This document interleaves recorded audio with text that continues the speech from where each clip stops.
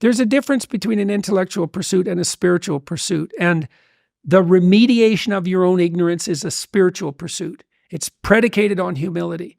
How am I stupid? How can I fix that? One of the things I really taught my kids, tried to teach them, was ask stupid questions, right? And that means you have to admit to your own insufficiency. That's what humility is. And then you have to publicly announce it. Here's how I'm stupid. Can you fix me? And sometimes that is embarrassing, although much less frequently than people think. Usually, if you're in a crowd and you have a stupid question and you've been paying attention, 80% of the crowd has the same question. And they're relieved that, you asked it. In fact, they'll think you're brave.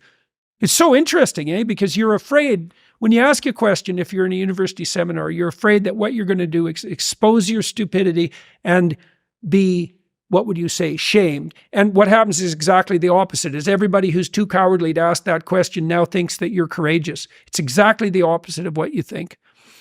Yeah, that happens all the time.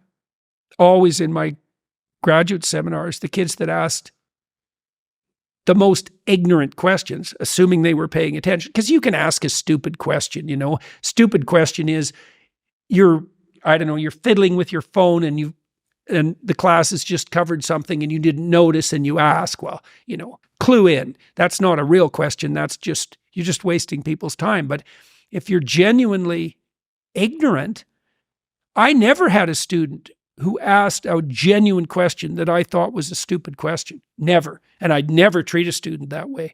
It's like, no, it's so cool too, because sometimes the stupidest questions cut to the heart of the chase.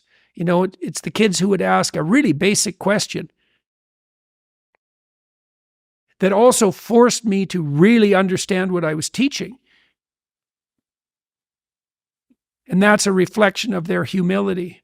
It's that humility in the pursuit of the ideal. That's not an intellectual exercise. Not in the strict sense. It's definitely what generates knowledge, though. That seems to be a good stepping block toward earned wisdom as well. That's earned wisdom, yeah. Earned wisdom through humility.